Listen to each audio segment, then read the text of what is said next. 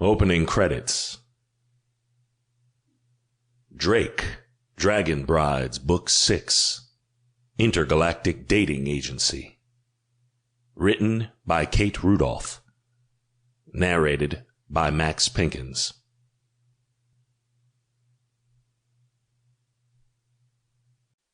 Chapter 1. As the youngest of his 3 brothers, Drake had never expected to be named his mother's heir. Cypher had always seemed like the perfect dragon, and until 2 days ago, there had been no question about who would lead the family when it was time. But now... Drake wasn't a born leader. He didn't want the responsibility. But the condition didn't rankle him, not like it did for his brothers. Cypher and Storm were ready to start some kind of rebellion rather than accede to their mother's wish and find suitable brides. Drake had been looking for a bride of his own forever, or at least it felt that way. He'd never visited the Royal Matchmaker, though. There was something about it that felt a little like cheating. Rumor had it the matchmaker was some sort of psychic and was never wrong.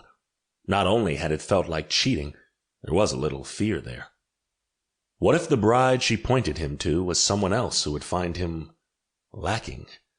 His last lady love had left him for a dragon who was a keen explorer and could dazzle a room with stories of his daring feats and near-death dramas.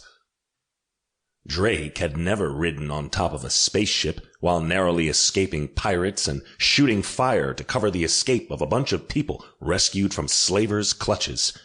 But the women he was drawn to, the women he flirted with and wined and dined, the ones he hoped would accept his heart and a place in his life, always expected it of him. And he never lived up to it.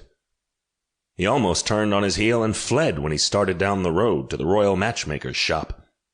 His mother had set up a meeting for him and each of his brothers before she left on a year-long diplomatic mission, but it didn't mean that he had to find his bride through her.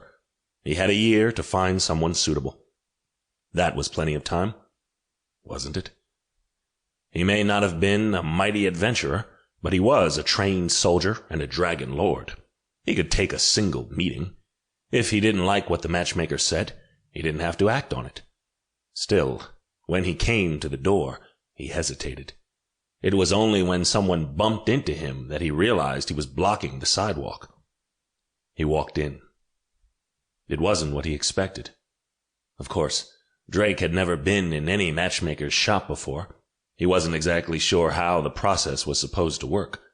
But this place looked a bit like a sitting room he would expect in his mother's estate. Sample complete. Ready to continue?